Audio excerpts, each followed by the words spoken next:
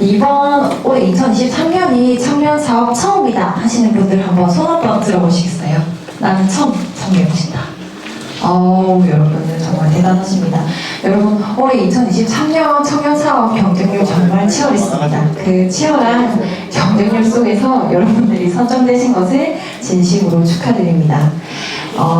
우선적으로 처음에는 동아리부터 시작을 할 거고요. 동아리만 회계 지침이 다르다는 점 알아주시길 부탁드리고, 나머지는 다 동일합니다.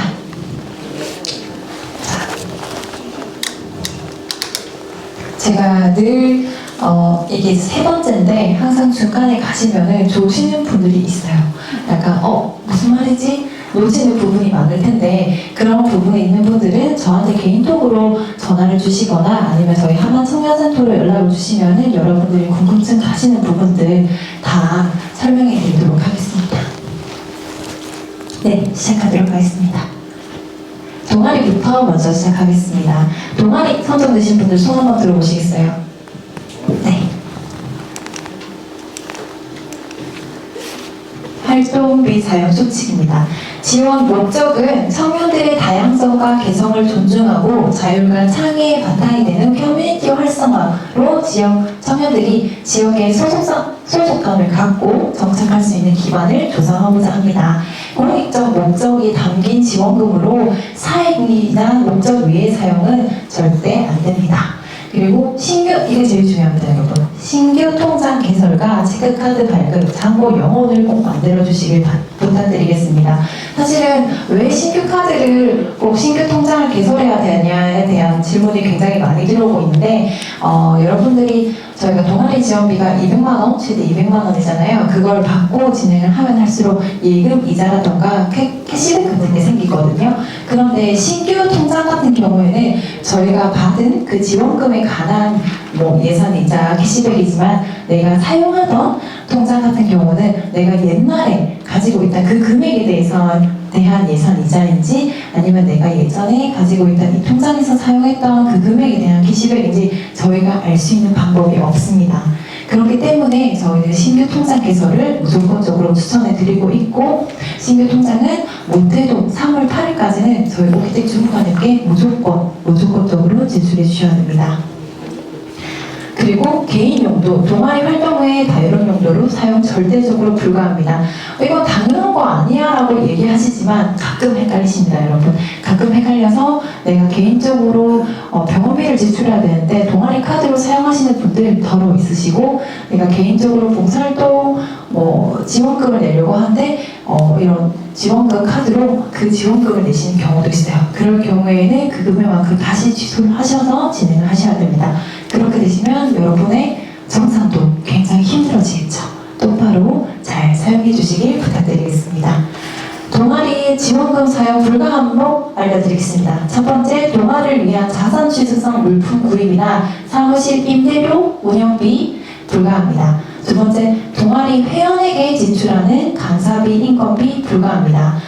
이거는 프로젝트나 민가도 똑같이 포함이 되는 거예요. 저희 동아리에, 우리 동아리에 진짜 라탄공이 잘하는 친구 있는데 그 친구 강사를 세워가지고 우리가 강의를 하겠다. 안 됩니다. 동아리 내의 인원에 대한 강사비, 인건비는 지출이 절대적으로 불가합니다. 세 번째, 하만공 관내 교통비, 택시, 버스 지원 안 됩니다. 사실은 저희가 가야에서 7월까지 조금 멀잖아요. 자기 차량이 없으면 당연히 택시 탈 수 있고 버스를 사용할 수 있지만, 저희는 하만군 관내이기 때문에 이거는 하만군 관내 교통비는 지원이 되지는 않습니다. 다만 창원시에 굉장히 좋은 선진지 견학을 가고 싶어요. 통영시에 굉장히 좋은 선진지 견학을 가고 싶어요. 다른 타 지역에 대한 교통비는 가능합니다. 네 번째, 너무 당연합니다. 주류 구입 및 놀방 등 유흥 비용 절대적으로 불가합니다. 지원금 정산서 제출에 대해서 알려드리겠습니다. 저희가 작년에는 좀 짧았어요. 얘들 상반기, 하반기 나눠서 동아리 프로젝트 민간을 지원했다면, 올해 2023년에는 저희가 4월부터 약 10월 동안 10월 동안 7개월 동안 저희가 이 활동금을 가지고 활동을 진행하게 되는데, 그래서 6월 달에 중간 정산을 할 겁니다. 중간 정산을 하면 여러분들이 잘못되어 있는 점을 저희가 알려드릴 거예요. 이 부분에 대해서는 이렇게 정산해 주시면 안 되고, 보충 자료는 이게 필요합니다. 저희 센터 측에서 중간 정산을 하고 저희 주무관님께 넘겨드리고, 여러분들이 최종 정산 때 별 무리 없이 진행하도록 도와주는 역할이 중간 정산이기 때문에, 중간 정산에 오히려 더 열심히 해주시면 최종 정산은 별 무리 없이 진행될 수 있습니다. 그리고 이 중간 정산이나 최종 정산 시기는 별도적으로 저희가 정확한 일자를 알려드리도록 하겠습니다. 그리고 사업비는 지급일 2023년 11월 30일 목요일 이후로는 사용 불가합니다. 그 말은즉슨 11월 30일까지 모든 사업이 완료되어야 되고 모든 정산서가 완료되어야 돼서 저희에게 제출해야 된다는 말씀이십니다. 자, 그리고 간혹 가다가 저희는 동아리를 6월 달에 이미 다 끝냈어요 라고 하시는 분들이 분명히 있을 거예요. 왜냐하면 저희는 200만 원에 비해서 기간이 굉장히 길기 때문에 중간에 다 사용하시는 분들이 분명히 계실 거라고 생각이 됩니다. 그럴 같은 경우에는 결과 보고서, 정산서 모두 다 작성을 해서 11월 30일 아니더라도 그 전에 사용하는 마지막까지 이제 7월 달에 사용했으면 7월 달에 내도 됩니다. 그리고 지원금이 남았을 경우 통장에 발생한 이자, 잔액 모두 납입해야 됩니다. 다 간혹 가다가 이거 이자 분명히 1,000만 원인데 1,050원 이렇게 사용하시는 경우가 있을 거예요. 통화 금액 내보이는 그 50원은 분명히 이자일 겁니다. 그거는 저희가 보조금에서 생긴 이자이기 때문에 여러분들은 그것까지 저에게 주셔야 됩니다. 그리고 활동 결과를 바탕으로 커뮤니티 소개와 활동 내용을 담은 책자를 발간할 예정이므로 활동 사진을 전부 모아야 합니다. 자, 첫 번째 항목 알려드리겠습니다. 회의비입니다. 정기 수시 회의 모임 비용이고, 팀 회의 사업 추진을 위한 내외부 관계자 및 다방 및 식비입니다. 그리고 유류비의 경우 상한 도서는 다른 교통수단이 없거나 불가합의할 경우에만 가능합니다. 유류비 같은 경우는 사전 협의가 필수입니다. 예를 들어서 우리가 되게 장인에게 기술을 배우러 가고 싶은데 이 장인이 너무 산속에 있는 거예요. 산청 속에 있는 산기슭의 어느 중간에 있는데, 이거는 누가 봐도 대중교통보다는 자기 차량을 이용하는 경우가 훨씬 낫다. 누가 봐도 인정되는 경우에는 저희는 유류비 인정이 됩니다. 그렇기 전에는 그 사전에 여러분들이 사원 차원과 여러분들이 가고 싶은 강사님 위치를 저희가 정확하게 알아야 유류비가 얼마 정도까지 될 수 있습니다 라고 알려드릴 수 있기 때문에 사전에 저희에게 꼭 연락을 주셔야 됩니다. 다방 및 식대는 1인 1일 만원 한도입니다. 12,000원 안 되고 1,500원 안 됩니다. 여러분, 1일 만원입니다. 그리고 편의점에서 다관한 음식을 구매해서 집에서 회의 진행 불가합니다. 되게 누가 저래라고 하잖아요. 생각보다 많으세요. 편의점에서 라면 사고 음료수 사고 과자 사고 해서 우리 집에서 다 같이 먹었습니다. 이건 안 됩니다. 식당과 카페 이런 곳에서 사용이 가능합니다. 그리고 공유 공간 이용 시 회의비, 임차비, 중복 사용 시 함께 1인 1일 만원 한도입니다. 이 말은 공유 공간에서 카페랑 공유 공간이랑 같이 하는 경우가 있어요. 그럴 같은 경우에 저희는 임대비 안 받아요. 그 대신 카페에서 어느 정도 되는 음료를 사 먹어야 됩니다 라는 곳이 있어요. 그런 곳도 1일 1일 만원 한도라는 말입니다. 그리고 오후 11시부터 오전 7시까지 결제 불가합니다. 이거 같은 경우는 이제 여러분이 혹시라도 이 금액을 가지고 유흥을 할까봐 11시부터 오전 7시까지는 결제 불가라고 되어 있는데, 사실은 동아리 활동이나 프로젝트 활동이나 활동을 하다 보면 밤늦게까지 활동하는 경우가 있습니다. 그럴 경우에는 저한테 사전 연락을 주셔서 저희가 좀 늦게 지출할 것 같다라고 충분하게 저희에게 인지를 해주시면 정산시에 저희가 반영하도록 하겠습니다. 그리고 교통비 및 숙박비 지원이 가능하고, 교통비를 유류비로 사용할 수 없으며 기차와 고속버스비만 인정이 가능합니다. 유류비는 아까 근데 여기 주석 보시면은 상한 노선은 다른 교통수단이 없을 때 그리고 불가피할 때는 가능하지만 되도록이면 대중교통을 이용하셔라. 저희는 그렇게 말씀하고 있습니다.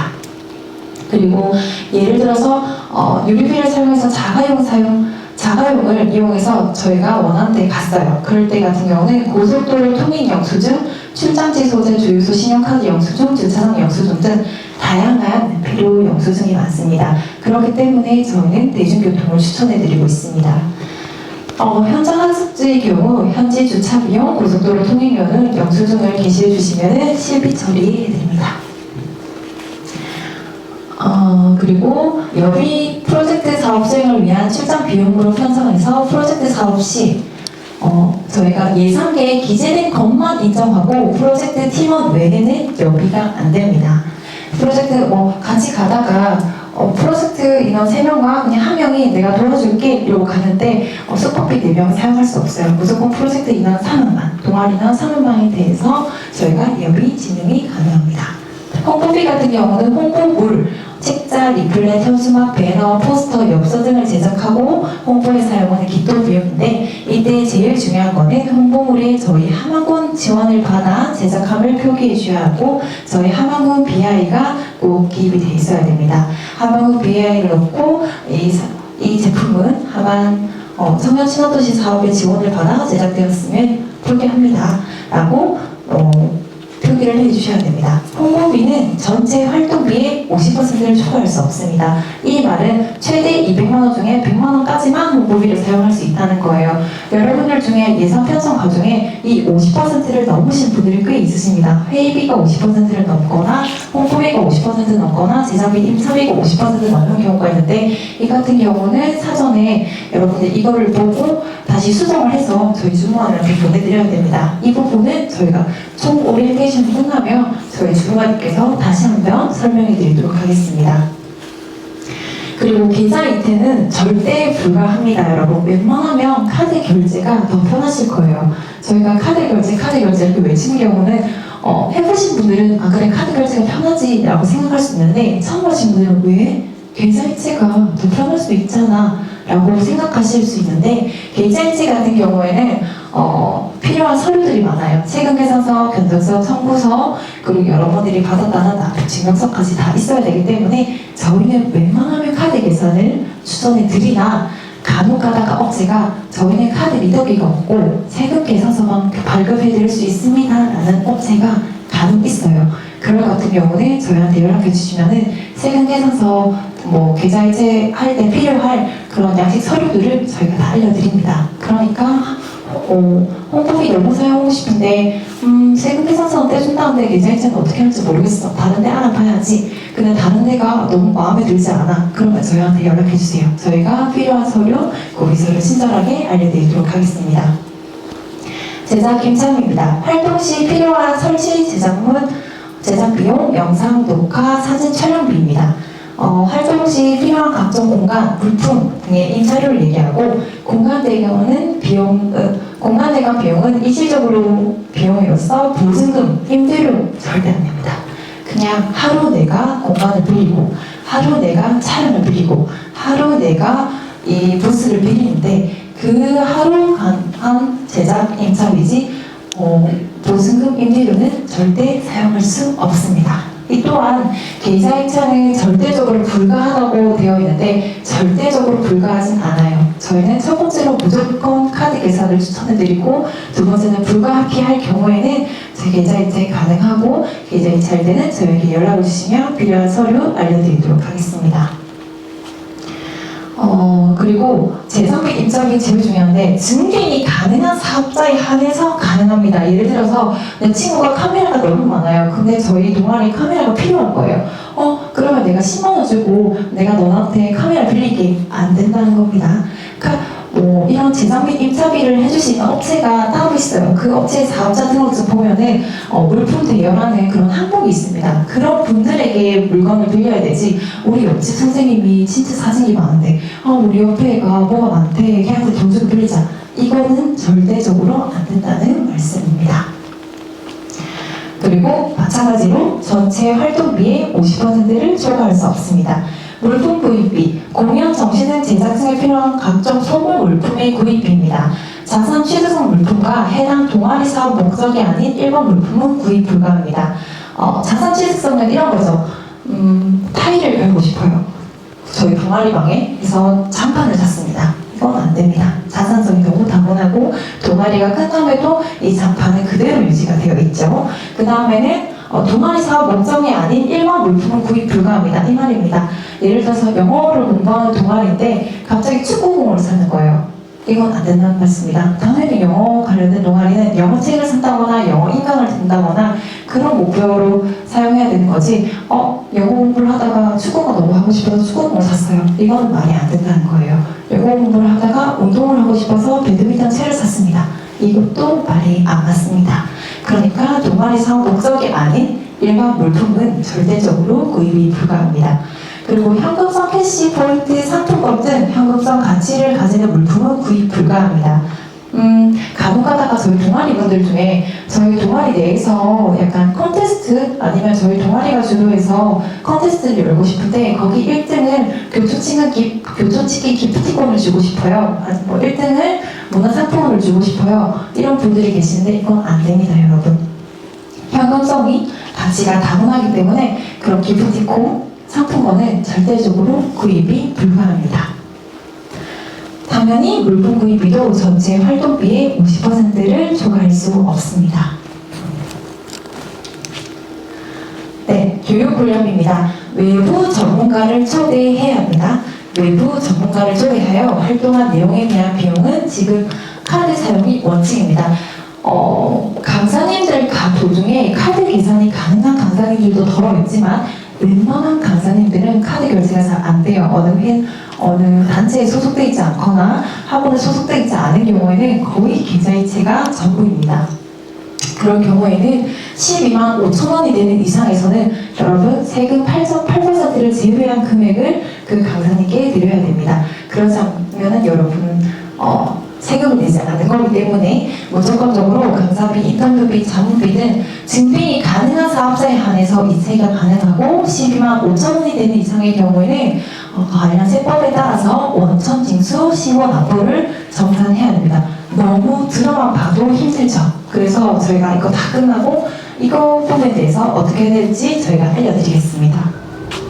그리고 구성원의 역량 강화를 위해서 활동 내 외부 기관의 교육을 신청해서 내는 비용입니다. 그리고 컨설팅, 도서 구입비, 시험 응시료, 교통비, 숙박비 이거 다 됩니다. 근데 왜 교육훈련비에 교통비, 숙박비가 있어? 이렇게 생각하시는 분들도 더러 있으실 거예요. 경상남도 내에서만 열리지 않은 시험도 꽤 많이 있습니다. 부산으로 가야 칠 수 있는 시험이 있고 서울로만 가야 칠 수 있는 시험이 있어요. 이럴 경우에 해당하는 교통비, 숙박비가 저희 교육훈련비에 포함이 된다는 말입니다. 또한 서울, 광역시, 지방마다 저희가 지원이 된 숙박비가 지원 금액이 달라요. 서울은 7만원, 광역시 6만원, 지방은 5만원 이렇기 때문에 1인 기준입니다. 1인 7만원, 6만원, 5만원이기 때문에 두 명이서 가서 부산에 있는 시험을 치러 갔습니다. 부산시에서 열린 시험을 치러 갔으면 숙박비 12만원, 두 명 합쳐서 12만원이겠죠? 이까지만 가능합니다. 그리고 여기는 없는 것 같은데 저희가 취업 동아리 있는 분들 중에서 취업 사진이 꼭 필요한 경우가 있어요. 그것 같은 경우는 저희가 기타 교육훈련비에 기타 항목으로 취업 사진, 증명사진 촬영 가능합니다. 그리고 역시나 내부 구성원의 교육비로만 사용 가능합니다. 외부는 안 돼요. 우리 동아리 같이 하시는 분들의 역량 강화를 위한 비용이지 같이 들을래? 안 됩니다. 그리고 마지막으로 기타 운영비. 지침 항목에는 포함되지 않으나 그 밖에 동아리 활동 수행하기 위해서 필요한 예산입니다. 사실 기타 운영비, 이게 기타 운영비가 무슨 말이지? 라고 하시는 분들이 있으실 거예요. 예를 들어 줄게요. 피아노 동아리에서 피아노 조율비가 필요한 거예요. 피아노 조율할 때 비용을 받는다고 하더라고요. 어떤 항목에도 포함이 되지 않습니다. 회의비도 안 되고 물품 구입비도 안 되고 재정비 인사비도 안 됩니다. 하지만 피아노 동아리가 피아노를 조율해야 되는 거는 그 동아리 성격에 맞기 때문에 기타 운영비로 포함이 가능합니다. 이런 겁니다. 어떤 항목에는 어떻게 들어가야 될지 모르겠는데 우리 동아리는 꼭 필요한 거야. 그러면은 기타 운영비로 포함하시면 됩니다. 그리고 기타 운영비 같은 같은 경우는 사전에 사업계획서 내에서 예산 계획에 포함된 비용만 사용할 수 있습니다. 갑자기 활동을 하다가 사업계획서에 없는 비용을 사용하시면 안 된다는 말씀이십니다. 그 다음에 기타 운영비도 마찬가지로 전체 활동비 50%를 초과할 수 없습니다. 지원 불가 항목 알려드리겠습니다. 첫 번째, 공공요금입니다. 전기세, 수도세, 각종 공공요금, 범칙금 안 됩니다. 두 번째, 통신요금, 국내외 전화요금, 핸드폰요금, 각종 통신요금 안 됩니다. 기자재 구입비, 평상시 활동 또는 행사에 필요한 기자재 등 구입비 안 됩니다. 이런 거죠. 우리는 사진을 찍을 거야. 사진 찍을 때 조명이 너무 필요해. 조명을 사야지. 이거는 기자재 구입비입니다. 안 됩니다, 여러분. 자산성 성질이 다분하고 기자재 구입비 항목에 포함되기 때문에 사면 안 됩니다. 그리고 정상 운영비, 사무실 운영 경비, 급여 이게 표현하는 게 정상 운영입니다. 그 또한 안 됩니다. 기타를 읽어보시면 아실 거예요. 너무 당연한 거 아니야 라고 얘기하지만 당연하지 않게 생각하시는 분들도 더러 있기 때문에 이런 지원 불가 항목은 세세하게 읽어주시면 감사하겠습니다. 여러분, 개인돈이 아닙니다. 개인돈이 아니기 때문에 당초 목적을 위해서 카드로 사용하고 투명한 증빙 자료 첨부 부탁드리겠습니다. 그리고 제일 많이 하신 실수가 이거예요. 지원금 통장에 다른 돈이 섞이지 않도록 주의 부탁드리겠습니다. 특히 개똥이랑 섞이는 경우가 좀 있더라고요. 여기 항공 같은 경우는 주의 부탁드리겠습니다. 그리고 자부담 비용도 섞이지 않도록 해야 됩니다. 개인이 급하다고 해서 현금 인출 서비스를 이용해서 인출해서 진행하는 것도 안 됩니다. 통장 전체 거래내역 사본을 무조건적으로 제출해야 되고 목적 외에 사용 시 환수 조치 및 향후 동아리 활동 지원 사업에서 배제될 것을 말씀드리고 있습니다. 또 이게 예시 Q&A가 정말 많은데 첫 번째 이런 질문이 많으시어요. 지원금 오기 전에 내가 너무 급해서 내 사비를 먼저 했어요. 그러면은 그 돈만큼 실비 지급해줘야 되는 거 아닌가요? 안 됩니다. 그래서 활동을 웬만하면 저희가 지원금 교부 됐습니다 하는 순간부터 치고 나가야지 사전부터 진행하는 것보다는 지원금 받은 후부터 사용하시는 것이 원칙이기 때문에 이 점은 안 된다는 점 말씀드리고 있습니다. 시장에서 현금으로 사는 게 훨씬 저렴해서 현금으로 인출해서 사용해도 되는지 절대 안 됩니다. 시장이 참 애매해요. 시장은 세금 계산서도 안 되고 카드 결제도 안 되고 현금만 되는데 간이 영수증만 주는 업체가 있거든요. 간이 영수증은 여러분 영수증 성질이 없어요. 영수증으로 인정이 안 됩니다. 이런 경우에는 어쩔 수 없이 카드 계산이 되는 마트로 저희가 추천을 해드리고 있습니다. 강사를 출聘하여 강사료를 지급하는데 어떻게 하고 싶나요? 이거는 제가 나중에 PPT로 어떻게 해야 되는지 알려드리겠습니다. 인터넷 구매도 가능하지요? 가능합니다. 인터넷 구매 정말 가능합니다. 이체 수수료 배송비는 어떻게 처리하나요? 지원금 집행 처리하고 해당 항목으로 정산 처리해야 합니다. 자, 타 지역 강사를 출聘할 경우 교통비를 강사수당과 별도로 집행할 수 있나요? 가능합니다. 강사님들 실비 처리, KTX 얼마 들었다면 그 강사님이 끊었던 표를 저희가 증빙해 주시고 그 금액만큼 똑같은 금액만 지원이 가능합니다. 그리고 간 외로 현장 학습할 경우에도 지원금을 집행할 수 있나요? 가능합니다. 정말 질문 많이 하세요. 하나군이 아니고 창원시에서 저희가 가다가 회의를 하고 싶은데 사용해도 되나요? 사용할 수 있습니다, 여러분. 행사 관련된 증빙은 어떻게 하나요? 행사 기호를 간단하게 적어주시고 저희가 나중에 밴드를 만들 거예요. 밴드를 만들면 여러분이 행사했던 사진들을 올려주시면 됩니다. 자본한 비용은 어떻게 정산하나요? 자본한 비용은 정산 서식에 자본함 얼마라고 나와 있습니다. 거기에 여러분들이 사용하신 자본함을 적어주시면 됩니다. 사업계획서와 또 10번 이거는 질문 많이 와요. 사업을 하다 보니까 사업계획서와 다르게 흐르고 가고 있는 거예요. 뭔가 홍보비를 더 늘려야 되고 회의비를 좀 더 줄여야 될 것 같은데 없어만데 근데 이거는 사업계획서 적힌 대로만 해야 되는데 그럼 어떡하지? 사업 변경 가능합니다. 예산 변경 가능하니까 저희한테 연락해 주시면은 예산 변경 저희가 서를 드립니다. 신청서를 드리니까 그걸 작성을 하고 저희 주무관님한테 허락을 받으면 그 예산된 변경대로 금액을 사용 가능합니다. 지원금 사용 후 미집행 잔액이 남아있을 경우에는 어떻게 처리하나요? 저희는 예를 들어서 우리가 100만 원 중에 90원이 남았습니다. 90원이 남았으면 그 90원은 다 쓰셔도 되고 자부담 비용을 포함해서 명언을 만드셔도 되고 90원 그냥 가만히 냅두시면은 저희가 연락을 해서 돈을 얼마 남은 거는 저희가 반환 처리 직접 처리하도록 할 테니까 너무 걱정하지 않으셔도 됩니다. 동아리가 제일 쉬워요. 여러분들이 하다 보면은 동아리가 제일 간단하고 그리고 제가 자부할 수 있는 건 어느 지자체보다 저희 동아리 정산 서류가 정말 쉽게 만들어졌다는 점 꼭 알려드리고 싶습니다. 그리고 마지막에는 저희가 최종 정산할 때는 추진 실적을 적어주셔야 돼요. 근데 이거를 적기 굉장히 힘들어 하시더라고요. 여러분들께서. 도대체 어떻게 적으라는 거야? 이게 그렇게 물어보시는데 그때 힘들 때 저희가 샘플 양식을 드릴 테니까 그걸 보고 비슷하게 적어주시면 됩니다.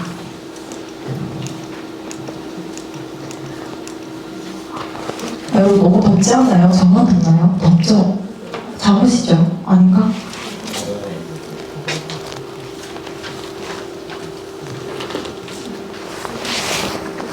사실은 제가 이렇게 막 알려드려도 나중에 제가 만든 PPT가 있어요. 제가 만든 PPT 보면은 저렇게 하면 되겠구나라는 생각이 들 거예요. 이게 줄글로 제가 계속 말씀만 드리고 여러분들도 줄글로 보시다 보니까 무슨 말이지? 10명 5천이 넘으면 어쩌자는 거야? 뭐라는 거야? 약간 이렇게 생각하시는 분들이 있을 수도 있어요. 정말 정상적인 생각입니다. 왜냐하면 해보신 분들은 그래 맞지 이렇게 하는데 처음 오신 분들은 머릿속에 물음표밖에 안 떠다닐 거야. 뭐 어쩌라는 거지? 어떻게 하는 거지? 저희가 이거 끝나고 알짜배기로 PPT를 만들어서 보여드릴 거예요. 그거를 막 보셔도 대충 흐름이 보이실 겁니다. 하지만 저희는 두 번째로 프로젝트 문화창작과 청년활동공간 회계처리 기준을 말씀드리도록 하겠습니다. 동아리만 회계처리 기준이 다르고 프로젝트 문화창작과 청년활동공간은 회계처리 기준이 모두 동일합니다. 그렇기 때문에 동아리 같은 경우는 최대 항목의 50%가 제한되어 있어요. 홍보비도 50%, 회비도 50%. 하지만 프로젝트 문화창작과 청년활동공간은 그게 없으니까 이 점 유의해 주시길 부탁드리겠습니다. 그리고 중요한 거는 저희가 아카이빙을 하고 있어요. 여러분들이 했던 프로젝트 문화창작과 청년활동공간 사진을 정말 많이 찍어주시고 영상도 많이 찍어주셔야 저희가 저희 청년 시너지 사업이 이렇게 성공적이었다라는 그런 자료를 제출할 수 있으니까 많은 사진과 영상 부탁드리겠습니다. 네, 진행하도록 하겠습니다. 혹시 이번 프로젝트가 처음이다 하시는 분들 있으실까요? 프로젝트나 문화창작가가 처음이다 하시는 분들. 이분들은 고유번호증 만들어야 되는 거 아시죠? 고유번호증 아산 세무서에서 만들어서 고유번호증을 만들어서 그 고유번호증을 통한 통장을 개설해야 됩니다. 세무서 가면은 오전에 가면 오후에 만들 수 있거든요. 네이버에 고유번호증 발급하는 방법 치시면은 여러분들 충분히 쉽게 발급받을 수 있습니다.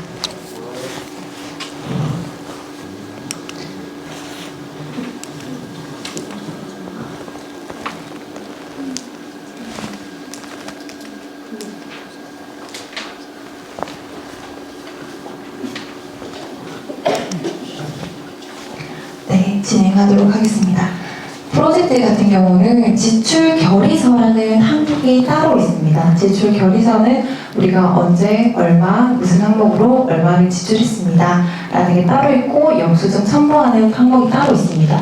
여러분 지출 결의서를 작성하지 않으신 분들 꽤 있으신데 프로젝트, 민간공간 그리고 청년문화는 무조건적으로 지출 결의서를 함께 작성해 주셔야 되는 점 알려드립니다. 네, 첫 번째 회의 참석입니다. 동아리랑 똑같습니다. 프로젝트 팀 구성원 외부 사람의 기획 프로젝트를 진행하기 위한 회의에 참여하는 경우에 지급 가능하고 회의 참석 수당은 전문가 자문회의, 프로젝트 관련 회의 참가자에게는 지급하는 수당이며 단순 청중 또는 단체 임직원 내부사에는 지급할 수 없음을 알려드립니다. 회의 그리고 회의 개최를 했으면 어떤 회의를 진행해야 되는지 이런 개최 내용 작성을 정확하게 해주셔야 됩니다. 회의명, 회의 일시, 회의 장소, 회의 안건, 참석 인원. 그래서 구체적으로 작성을 해야 저희가 이런 회의를 해서 이런 회의가 나갔구나 라는 거를 알 수 있습니다. 이것도 저희가 나중에 알려드리도록 하겠습니다. 인쇄비 알려드리도록 하겠습니다. 인쇄비는 인쇄업체의 견적서, 인쇄물 경품 및 전체 납품 사진을 섭부를 해서 저에게 보고를 해주셔야 되고, 인쇄 보수는 배부처 행사 참석자 수를 고려해서 배부 기준 마련을 최소화해 주셔야 됩니다. 제작 시 예산의 절감을 기하도록 다음 사항을 저희가 보상해 드립니다. 첫 번째는 제작 보수입니다. 인쇄물은 50부 단위로 요금이 추가되므로 필요 보수를 정확하게 파악해서 과다 및 추가 인쇄되는 사례를 방지해 주시길 부탁드리겠습니다. 두 번째는 표지입니다. 골고 표지 및 비닐 코팅 등을 지혜하고 내장 크기를 사용해 주시길 부탁드리겠습니다. 세 번째는 인쇄인데 양면 인쇄, 단색 인쇄를 저희가 추천해 드리고 있습니다. 그리고 집행 금액이 100만 원 이상 되는 애는 인쇄비는 인쇄업체의 원가 계산 내역을 달라고 꼭 해야 됩니다. 500만 원치 저희가 브로셔를 뽑았는데 이거 같은 경우는 원가 계산서가 꼭 필요하다고 저희 쪽에서 말씀드리고 있습니다. 원가 계산서 같은 경우는 업체한테 저희가 원가 계산서 필요합니다 하면 업체에서 잘 작성해서 여러분들께 드릴 겁니다. 홍보입니다. 홍보비는 사업 수행에 필요한 홍보성 비용을 말하고 홍보물, 홍보용품, 플랜카드 등을 제작하는데 홍보비로 이것을 사용하면 됩니다. 홍보물 형태는 영상, 사진, 인쇄물 등 다양한 형태가 있습니다. 이것 또한 홍보물 제작 시 하만군 BI를 사용하셔야 되고, BI는 저희 하만군 홈페이지에 가면은 BI 다운로드가 있습니다. 그걸 다운을 해서 사용해 주시면 되시고, 청년 친화도시를 지원을 받아 이 홍보품을 제작했다는 것을 정확하게 명시해 주셔야 됩니다. 홍보물 제작은 프로젝트 팀 구성이 소속된 업체에서 제작이 절대적으로 불가합니다. 우리 팀원 중에서 인쇄업 하는 현수막 친구가 있는데 이 친구한테 현수막 해야지 안 됩니다. 여러분 무조건 외부에 맡겨야 됩니다. 그 다음에는 물품 구입비, 사무용품비, 재료비입니다. 이거 같은 경우는 물품 구입비, 사무용품비, 재료비에서 여러분들이 가장 잘 빠지는 실수는 납품 사진을 찍지 않는 겁니다. 물품을 샀고 재료비를 샀고 우리 프로젝트가 필요한 그런 사무용품을 샀음에도 불구하고 사진을 찍지 않은 경우가 더 있는데, 저희는 사진 찍지 않으면 그거 똑같은 곳이 있는 다이소라던가 마트 가서 직접적으로 찍어 오라고 하기 때문에 여러분이 그 물건 샀을 때, 그거를 배송 받았을 때 바로 찍는 것이 가장 빠르게 정산할 수 있는 방법입니다. 사업 수행에 필요한 각종 물품 구입비를 지출하는 거고요. 단위 매 사업별 30만 원 이상 집행 금지. 이거를 정말 많이 헷갈려하세요, 여러분들이. 프로젝트나 민간이나 문화창작 같은 경우는 금액이 좀 많이 커요. 금액이 많이 크기 때문에 예를 들어서 민간 공간으로 저희가 설명해 드릴게요. 민간 공간 안에 나는 원데이 클래스도 하고, 원데이 클래스 안에 도예, 라탄, 베이킹 이렇게 세 가지로 나눌게요. 그럼 그 세 가지가 꼭지 사업인 거죠, 여러분. 큰 민간 안에 세 가지 꼭지 사업이 있는데 그 꼭지 사업 하나당 최대 30만 원이라는 거예요. 물품 구입비, 사무용품비, 재료비 이 말입니다, 여러분. 그리고 한 번 사용할 때 30만 원 이상 집행 금지입니다. 이거 같은 경우는 무슨 말인지 모르겠어요 라고 하시면 저희가 다시 한번 여러분들 상황을 듣고 그럼 이렇게 결제해 주시면 됩니다 라고 말씀해 주시니까 물음표를 띄우시지 않으셔도 됩니다. 당연히 가전제품, 의자, 책상, 컴퓨터, 냉장고, 기자재 구입 불가하고 인터넷을 통한 구입일 경우 네이버, 지마켓 등 결제해 주시면 됩니다. 그런데 인터넷 결제 구매할 경우 여러분 네이버를 많이 하시는데 네이버가 생각보다 힘들어요. 네이버가 정산하기가 힘들어요. 그걸 왜 그런지 나중에 제가 알려드리도록 하겠습니다. 식비 다가비입니다. 1인 일식 8,000원, 다가비 3,000원 이런 분들 있어요. 식비랑 다가비 합쳐서 11,000원 할 수 있잖아요. 가능합니다. 예를 들어서 밥이랑 카페랑 같이 하는 저기 346 보이스 같은 경우는 밥 먹고 카페 바로 할 수 있더라고요, 보니까. 그런 같은 경우는 21,000원 가능합니다. 그리고 식비, 다가비 프로젝트 활동 시에 지급되는 제목으로 증빙자료에 회의록, 행사 사진, 참석자 등록부가 반드시 포함되어 있어야 됩니다. 자, 참석자 명부가 있어야 되고요. 이 사람들이랑 밥을 먹었고 이 사람들은 어떻게 회의를 했는지 회의 사진이 있어야 됩니다. 자, 감사수당 및 활동비다. 감사수당 계좌 입금이 원칙입니다. 카드 계산도 괜찮습니다. 카드 계산은 괜찮은데 워낙 카드 계산이 안 되는 곳이 많기 때문에 저희는 계좌 이체도 허락을 해주는 겁니다. 당연히 강사는 내부 강사가 아니라 외부 강사를 사용해야 되고 단체 직원에게는 지급이 불가합니다. 강사의 인적사항과 입금 계좌 정보를 기재한 강의 확인서 및 이력서, 급수가 여러분들 생각보다 이 사람 2급이에요, 3급이에요, 4급이에요 이랬는데 아닌 경우가 더러 있어요. 저희는 경상남도 인재개발을 기준으로 함으로써 저희가 볼 때는 이 사람이 4급 강사인데 강사님들 같은 경우에는 2급이라고 말하는 경우가 간혹 있거든요. 그런 같은 경우에는 이력서를 저희에게 주시면은 저희가 급수 판단 정확하게 해서 여러분들께 알려드리도록 하겠습니다. 그리고 강의 사진도 전부 필수입니다. 강의료는 금액하고 계좌 입금을 원칙으로 하고 카드 계산이 된다라는 강사님 있으면 카드 계산해도 됩니다. 근데 강사료당 건당 125,000원을 초과하는 경우에는 저희가 소득세와 지방소득세를 떼서 원천 징수를 해야 돼요. 이거는 어떻게 해야 될지 모르겠죠. 제가 나중에 어떻게 해야 되는지 자세하게 가르쳐드리도록 하겠습니다. 자, 강의를 했고 강의 여기서를 작성했습니다. 그 다음에 강사료 지급 내역서를 또 작성을 했습니다. 이름 누구고 인원 몇 명이고 몇 시간 했고 강사료는 얼마였고 계좌번호는 이겁니다 라는 이 서식이 있을 텐데 이거를 정확하게 해주셔야 됩니다. 원고료 같은 경우는 뭐라고 해야 되지? 강사님이 강의는 안 하고 책자만 배포하는 경우가 있어요. PDF 책자로 배포하는 경우인데 그걸 사고 싶은 경우가 있잖아요. 무슨 팁, 꿀팁, 이런 거 사고 싶은 경우가 있잖아요. 그거 같은 경우에는 원고료라고 책정을 해주시면 되시고 이것 또한 계좌이체가 원칙이나 카드 계산도 가능합니다.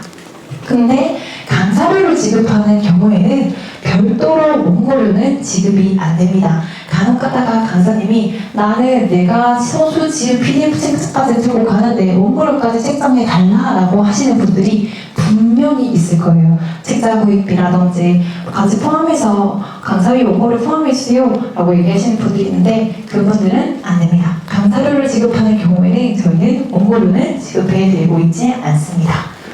그리고 지급 단가는 A 통지 합니다. 13,000원이고 매수 상당 시 목차, 표지, 간지, 참고 문헌, 부록은 원고 매수로 불인정합니다.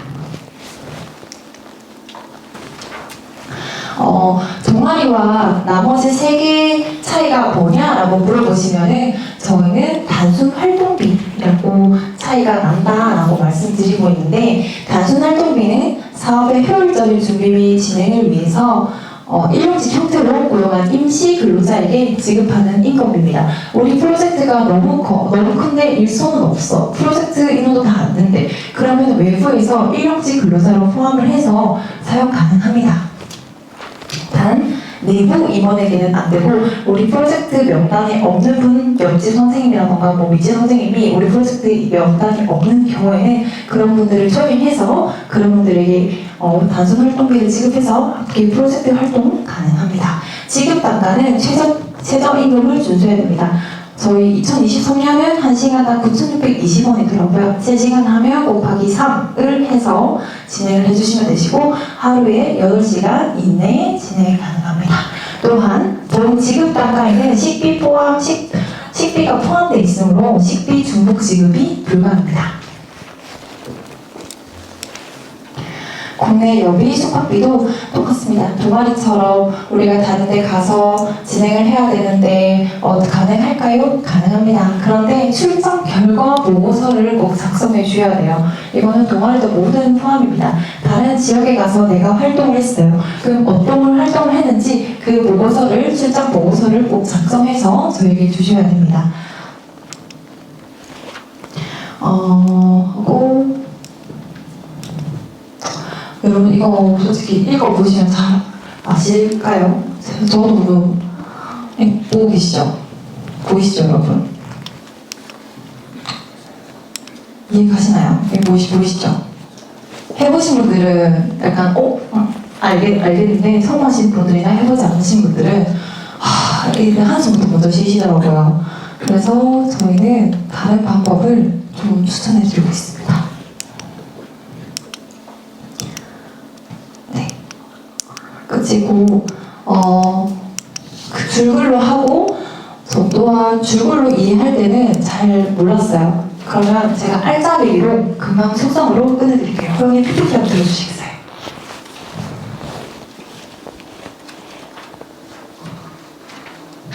자 여러분 이제 시작입니다. 이제 정말 한번 해보겠습니다.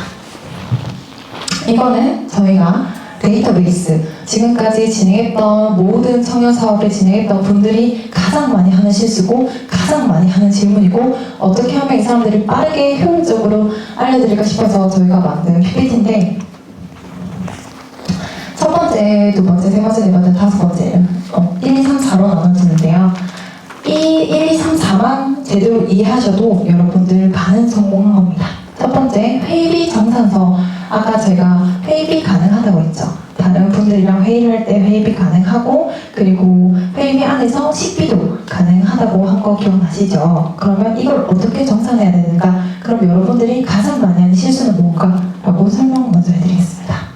첫 번째는 참석자 등록부랑 회의록 둘 중에 하나만 쓰시는 경우가 정말 많습니다. 여러분 안 됩니다. 두 개 다 작성을 해줘야 되세요. 회의록은 어떤 내용으로 회의를 했는지 알려야 되고 이 회의에 참석하신 분들을 회의 참석자 등록부에 무조건적으로 작성해 주셔야 됩니다. 둘 중에 하나만 해서도 안 되고 둘 다 모두 저희에게 해줘야 됩니다. 회의록 같은 경우는 그냥 회의비 생각하시면 되게 회의비? 이라고 생각하시면 어려운데 그냥 여러분들 동아리 활동하면서 같이 식사하시는 거 식사하면서 우리 앞으로 동아리 어떻게 진행할래? 프로젝트 어떻게 할까? 민간 어떤 걸 피드백을 받아볼까? 이제 이렇게 얘기하시는 게 회의비라고 생각하시면 되세요. 사진도 꼭 첨부해주세요 여러분들. 사진 첨부 안 하시는 분들 정말 많습니다. 사진 첨부를 해달라고 하면 다리만 찍으시던지 아니면 뒤통수랑 찍으시던지 손만 찍어주시는 분들이 정말 많아요. 여러분 지금 오고 계시죠? 분명히 나옵니다 이 중에서. 그렇기 때문에 회의하고 있는 모습을 한 명을 지정해요. 너 오늘 회의 사진 찍어. 그리고 회의 사진을 꼭 첨부해 주시길 부탁드리겠습니다. 이 PPT는 제가 끝나면 모든 단톡방에 드리도록 하겠습니다. 자, 옳지 않은 이유 이걸 피식하시죠? 정말 많으세요. 거의 30%가 이렇게 준비를 하고 계십니다. 반만 찍으세요. 반만 찍거나 다리만 찍거나 머리만 찍거나 안 됩니다. 이렇게 내가 뭘 하고 있는지 어떤 모습이 담겨져 있는지 이 사진이 회의록이 준비되고 저희가 이런 사진이 오면은 저희 무조건 다시 보냅니다. 회의록 사진 다시 주세요. 회의록 사진 다시 주세요. 회의한 사진이 없어요. 그럼 어쩔 수가 없지만 여러분 어떻게든 사진을 만들어내셔야 됩니다. 또 그런 경우가 많아요. 회의 참석부 사인을 받지 못했어요. 회의록 작성을 못했어요. 추후 회의날에 전에 회의록 사인 못 받았던 친구에게 너 며칠자 사인 안 하고 왔더라 다시 사인해줘 하는 경우도 가능하지만 예를 들어서 그 친구가 좀 멀리 있는 경우도 있잖아요. 그럴 경우에는 이렇게 온라인 사인 또는 사인을 찍은 사진을 받아서 이렇게 해주세요. 여러분 이렇게 해줘도 가능합니다. 그리고 요즘에는 네이버에 무료 온라인 사인 만들기 하면 너무나도 5초 만에 금방 만들어집니다. 그거를 사용하시는 걸 저는 적극적으로 권장하고 있습니다. 자, 인터넷 구매 한번 해보실까요? 솔직히 하다 보면은 실물로 가서 하시는 경우가 있겠지만 대부분 인터넷 구매를 가장 많이 하세요. 왜냐하면 내가 원하는 물건이 저렴한 가격으로 나와 있는 것은 인터넷이니까요. 자, 제가 실제로 이걸 샀어요. 실제로 이걸 샀습니다. 자, 구매를 눌렀어요. 그러면은 내일 도착해서 김주아 돼 있죠? 그러면은 제가 결제했습니다. 그러면은 결제 영수증 정보 보면 카드 영수증 출력란이 있어요. 이거를 클릭해 줍니다. 그러면은 신용카드 매출 전표가 있는데 이거는 영수증으로 가름이 가능합니다. 여러분들이 그렇기 때문에 인터넷에서 할 때는 카드 영수증을 클릭하면은 이게 뜨니까 이거를 무조건적으로 증빙해 주셔야 됩니다. 그 다음에 제가 물건을 샀죠. 물건을 샀으니까 어떻게 해야 되겠어요, 여러분? 사진을 찍어야 되겠죠. 바로 오픈하자마자 정말 제가 사진을 찍었습니다. 이걸 내가 샀다. 이렇게 내가 인터넷으로 이렇게 구매를 해서 매출까지 뽑았고 나는 배송으로 이 물건을 받았습니다. 이게 인터넷으로 물품 구입하는 모든 시스템입니다. 그리고 물품 구입했을 때 사진 정말 안 찍으세요, 여러분. 진짜 안 찍으시는데 꼭 찍어주시길 부탁드리겠습니다. 그 다음에는 오프라인 구매. 저희가 다이소에서 이 솔을 샀어요. 이 솔을 사니까 다용도 미니 세척 솔 4개 입 1,000원 이렇게 정확하게 나오죠. 그러면은 오케이입니다.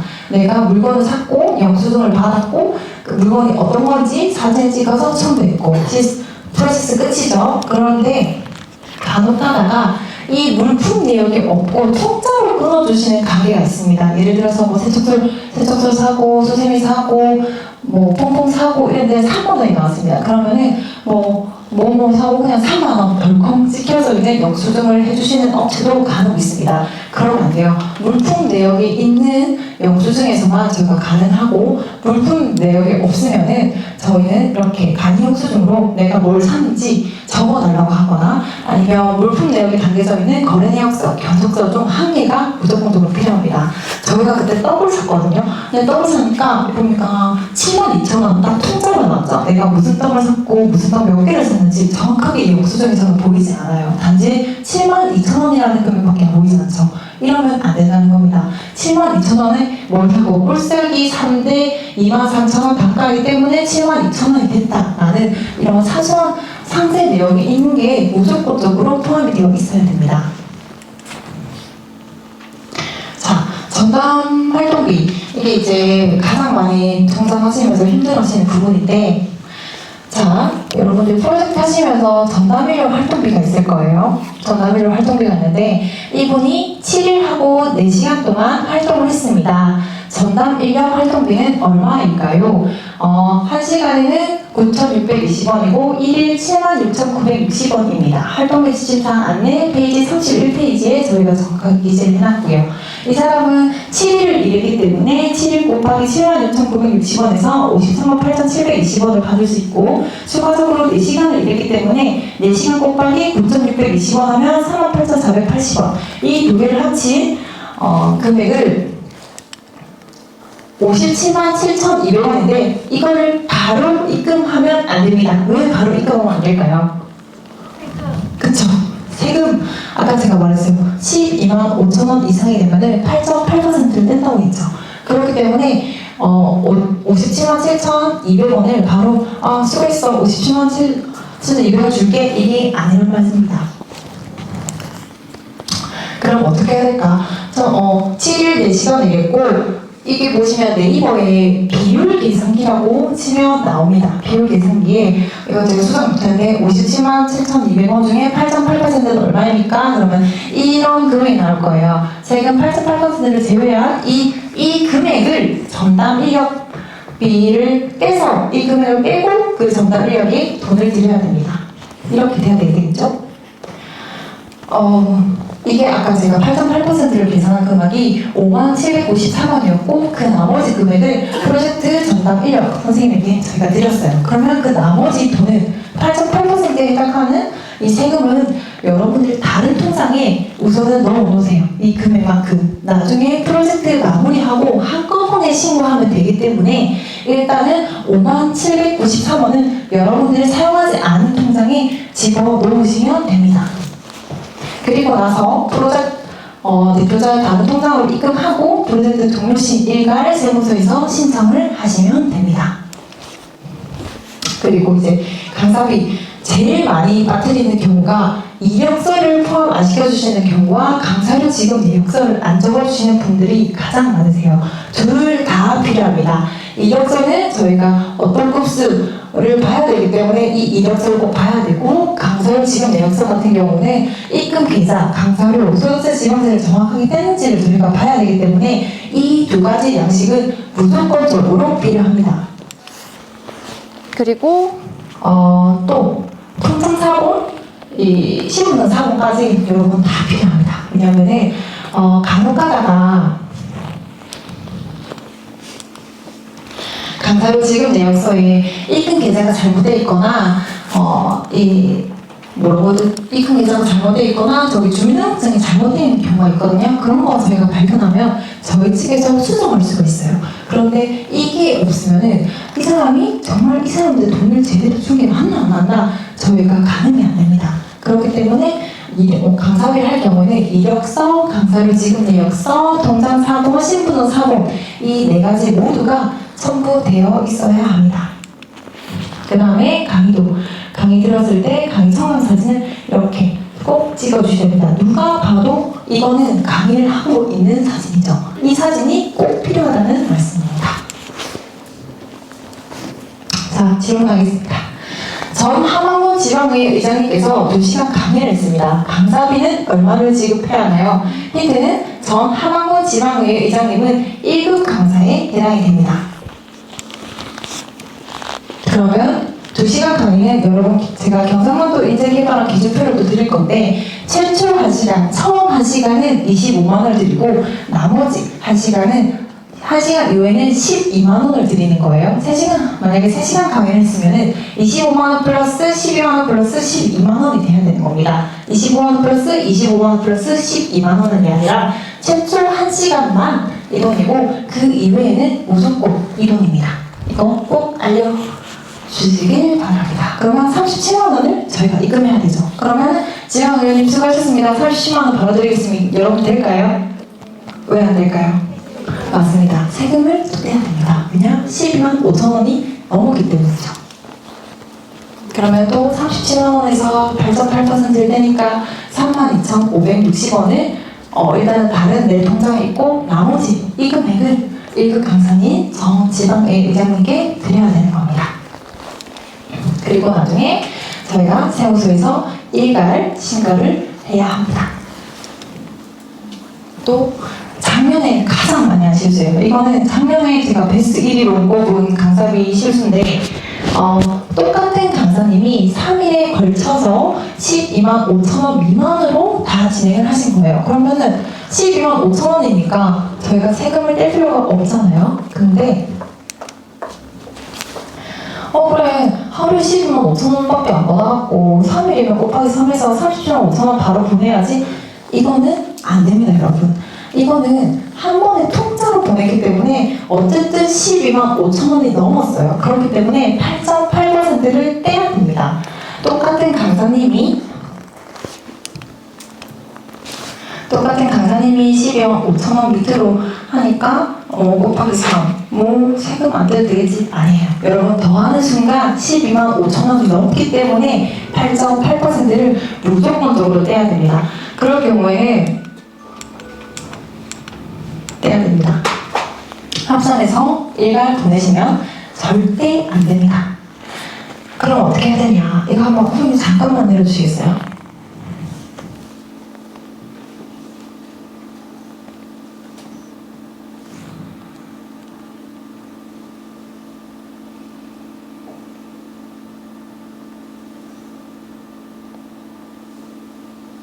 자, 제가 너무 중요해서 이렇게 적어놨어요. 공전세입니다. 여러분 절대 안 됩니다. 그러면은 3일에 나누어서 12만 5천 원씩 지급해야 됩니다.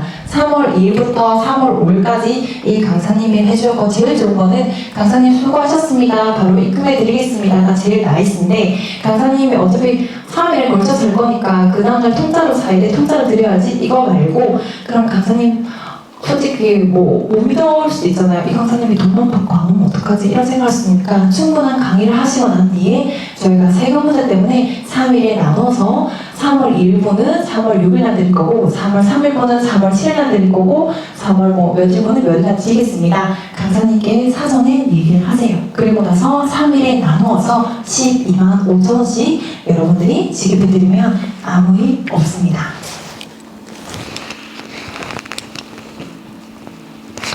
내려주시겠어요?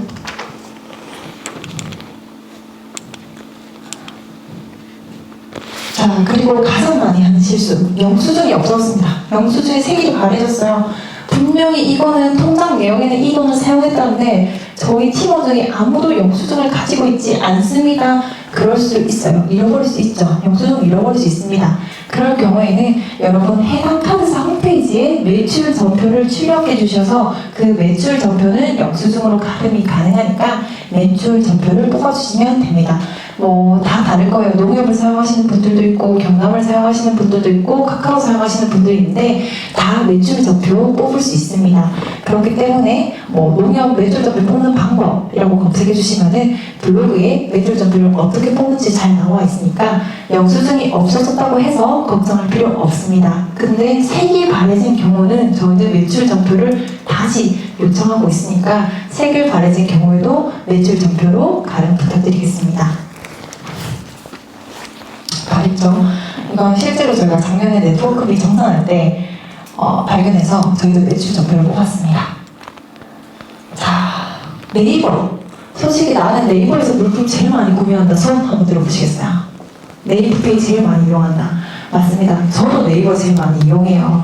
그런데 이 사업을 하면서 네이버가 되게 힘들게 영수증을 발급하고 있구나 라는 걸 알게 됐습니다. 첫 번째, 제가 여주 아울렛에서 구찌 넥타이를 너무 사고 싶었어요. 구찌 넥타이를 사니까 구찌 넥타이가 19만 4천 원이었고 추가 상품 뭐 선물용 하드 케이스 쇼핑백 뭐 하니까 15,000원 더 추가하고 근데 배송비가 10,000원이라는 거예요. 그러면은 너무나도 당연하게 네이버에서 이걸 사고 옵션이니까 이 통장 영수증이 끊어지겠지? 라고 생각을 하시잖아요. 네이버는 아닙니다. 네이버는 추가 상품 15,000원 따로 카드 영수증 나오고 배송비 따로 카드 영수증 나오고 상품 따로 영수증 나옵니다. 그렇기 때문에 물품을 하나 샀을 때 영수증이 3개가 나올 수도 있고 4개가 나올 수가 있어요. 그렇기 때문에 저희는 네이버를 일단은 추천은 안 하고 있습니다. 그런데 네이버 페이가 나는 가장 편하고 나는 가장 네이버가 편하다 라고 하시는 분들이 있을 경우에는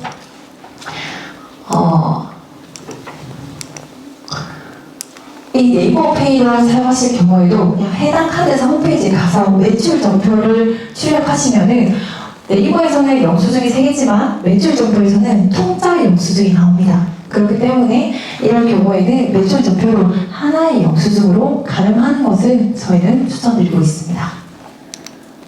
그리고 계좌이체는 어떻게 하나요? 스텝 1, 견적서를 청구서를 요구합니다. 우리가 이거에 대한 견적서 청구서를 주시겠습니까? 그러면은 견적서가 있는데 청구서가 없는 경우가 있고 청구서가 있는데 견적서가 없는 업체가 있어요. 너무 당황하지 마시고 그냥 사장님께 견적서 말고 청구서로만 이름 바꿔달라고 하시거나 아니면 이 파일을 한국 파일로 넘겨달라고 하셔서 여러분들이 견적서를 내리는 걸 지우고 청구서라고 적어놓으셔도 됩니다. 하시고 세금 계산서 발행을 해달라고 합니다. 사업자 등록증 또는 개인번호 등록증 그리고 고유번호증 알려주시면은 그거 관련해서 세금 계산서를 떼주기 때문에 계좌이체 시는 세금 계산서가 필수입니다. 간혹 가다가 저희 업체는 세금 계산서 안 해드린대요 이런 업체가 있어요. 그런 업체랑 하면 안 됩니다 여러분. 세금 계산서 발행이 안 되는 업체는 없어요. 세금 계산서 발행 무조건적으로 계좌이체 시는 필요합니다. 그 다음에는 계좌이체 되겠죠. 상세 이체 내역 이거를 캡처해도 되고 ATM기 가시면 이게 나와요. 거래 명세표가 나오거든요. 이거를 사진을 찍거나 스캔본을 해서 이체 확인증이나 이렇게 상세 내역증을 캡처해서 첨부해 주시면 됩니다. 네, 궁금한 점 있으신 분 있으실까요?